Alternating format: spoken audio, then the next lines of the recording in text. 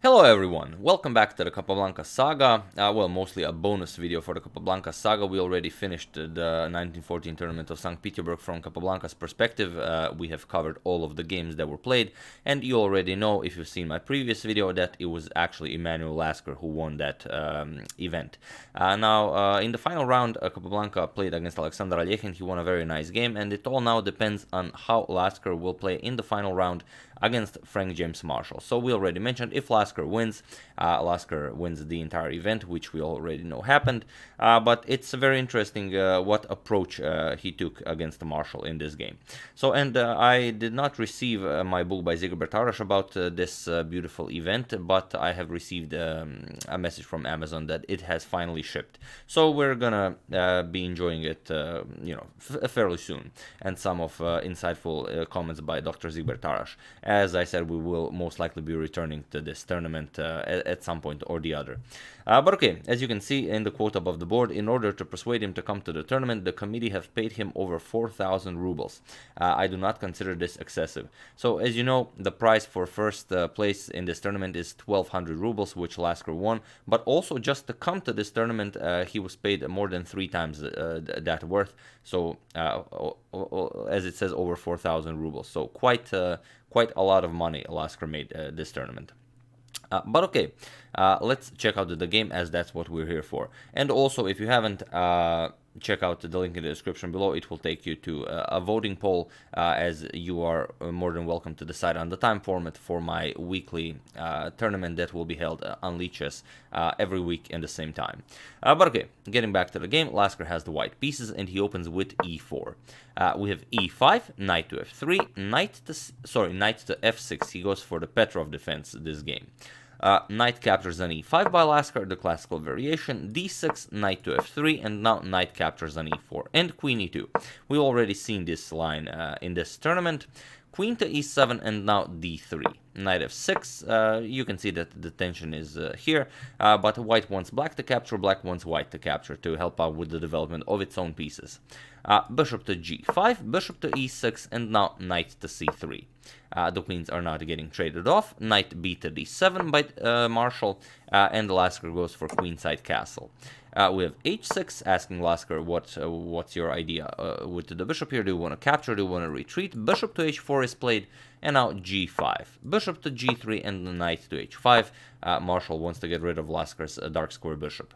And we have d4 by Lasker, with ideas of maybe going d5, but also it frees the b5 square for Lasker's queen, so the queen and the bishop can get nicely developed. First, knight captures on g3, getting rid of Lasker's strong dark square bishop. H captures on g3, and now g4. Kicking the knight back, we have knight to h4, and now d5. Marshall doesn't want to allow d5 from Lasker, so he pushes d5 himself, and also this opens up the b4 square for Marshall's queen if needed. But Lasker takes the initiative. First he goes queen to b5. And now you can see that there's an attack against the b7 pawn, but also there's an attack against the d5 pawn. So what do you do here? Marshall made a very interesting decision. Here, Marshall decided to castle queenside, and he sets a deadly trap for Lasker. What's the idea? Can Lasker capture on d5? Now, this is the position. Imagine your Lasker, Marshall just castled against you, and you have to win this game if you want to win the tournament, and everything is on the line. Can you capture the d5 pawn, and what's Marshall's idea behind it? Feel free to pause the video here and ponder on this moment and decide the best course of action for white. I'll give you a couple of seconds as usual. For those of you that decided that it's okay to grab the d5 pawn, you would actually be losing a game if you did this. Because after knight captures, the black queen is under attack, so there's no time for any c6 idea. So you would have to capture, and after queen capture, this is Marshall's idea, queen g5 check. Forces white to trade queens, otherwise you're going to lose the queen. Queen captures, pawn captures, and you lose the knight on h4. The knight cannot move as rook captures rook. Well, the rook on h1 is undefended. So here you would have to play anything, but let's say bishop d3, captures, and the Marshall would just be up a knight. So not something you want to do. World champion Emanuel Lasker doesn't fall for this. He goes queen to a5. Now with threats of capturing on a7, and here it's a very important decision that Marshall has to make. Does he go a6? Does he go king to b8? How do you defend? King b8 is very interesting. If king b8, then knight b5 threatens to capture here. And then you would have to go a6 at some point. But then comes queen captures and c7. And the reason this is an interesting defense for black is because after king a8, you now have to, well, either move the queen or protect the knight. But queen a5 doesn't allow the pawn to capture the knight, and now you just go back, king b8. So now here Lasker cannot, of course, repeat moves. If he doesn't want a draw, he would have to go for something like knight here. Rook to c8 with a double attack, knight captures, f captures, and you would get this position where Lasker grabs the pawn, and the game continues, but it's not something really what you want to go for. So instead of this line, after queen to a5, Marshall decides to go for a different line. He goes a6 immediately, prevents queen captures on a7 this way, but now Lasker just, goes all out. He decides to sacrifice the bishop for an attack. Well, okay, it's a bishop for 2 pawns, but I mean, still, it is a sacrifice. Bishop captures on a6, pawn captures on a6, and queen captures on a6 with check. King to b8, and now comes knight to b5, threatening queen to a7 check, followed by queen a8.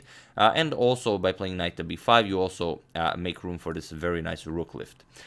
Knight to b6 by Marshall. If now queen starts checking, then the king can perhaps escape via d squares. But rook to d3, Lasker just, plays it cool, increases the pressure, and see what Marshall does. If you try something like queen d7 with ideas of trading queens, it doesn't work, because now you just remove the d7 square from the black king to use as an escape route. After queen a7 check, king c8, rook c3 will be deadly. There's nothing for black to do here. The threat is queen captures knight, and of course if you move the knight to block the rook, then just queen a8 will be checkmate. So a very difficult position for Marshall to be in. Queen to g5 check first by Marshall. King to b1, and now bishop to d6. Marshall just continues developing, as for now Lasker does not have a decisive move. But just rook to b3. Lasker increases the pressure, puts a rook on a very important file. We have rook h to e8, preparing ideas that after the bishop moves, queen to d2 and rook to e1 will be a plan for Marshall. We have a4 by Lasker, preparing a5, and now just bishop to f5. Lasker decides to first play knight to a7. The threat now is knight to c6, which will be checkmate, as the queen is covering these squares. So you have to protect the c6 square. The bishop has to go back. Bishop to d7 is played, and now just a5 wins a piece. There's nothing to do about this. But okay, queen to d2. Marshall tries anything to start any sort of a counterattack. A captures on b6. We have rook to e1 check, and here Lasker just goes king to a2. With some crazy threats here. So c6 is played. Of course, you don't want to allow the opening of the b file. Marshall goes c6, and here knight to b5. Again, with the threats of queen to a7 check.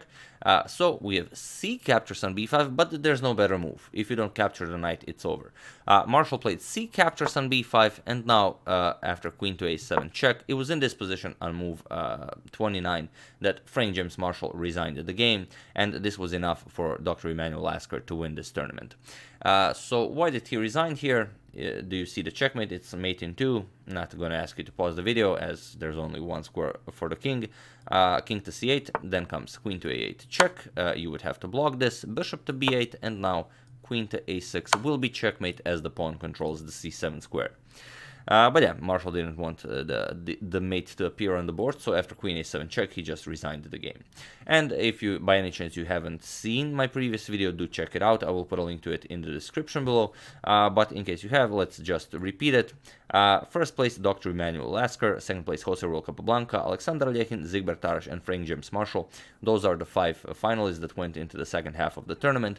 And then the participants of the first half of the tournament: Akiba Rubinstein, Osip Bernstein, Aaron Nimzowitsch, Joseph Henry Blackburn, David Janowski, and Isidor Ginsberg, with the points as follow. But yeah, half a point ahead of Jose World Capablanca, and a wonderful victory for Dr. Emanuel Lasker. And as you see, a very, lucrative victory, as not only did he win the first prize money, the 1,200 rubles, also over 4,000 rubles just to get him here to play this tournament. As without Lasker, it would be a very strong tournament, but it would not be the strongest tournament. So, really the organizers went all out, and as you can see, Lasker went all out. I have to repeat this because it's just unimaginable how strong Lasker played the second part of the tournament. Only 2 draws and 6 wins against these strong players.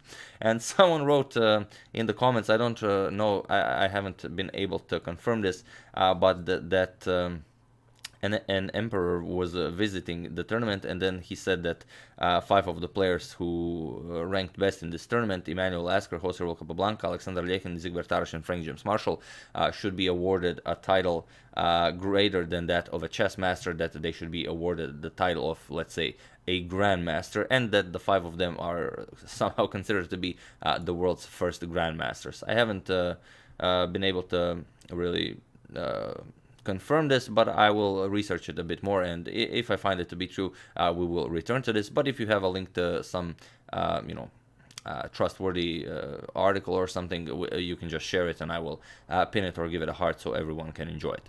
But yeah, that's the game, the bonus game, in the middle of the Capablanca saga. I do hope you enjoyed it and that you're enjoying my coverage of the Capablanca saga so far.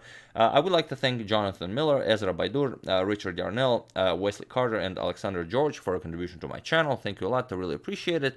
As usual, you can check 2 of my previous videos here. Thank you all for watching, and I'll see you soon, hopefully with some more interesting content. Gonna add another bonus video, as I already mentioned, the Nimzowitsch versus Tarrasch game that should have won the Brilliancy Prize until Capablanca stole it with his victory over Bernstein.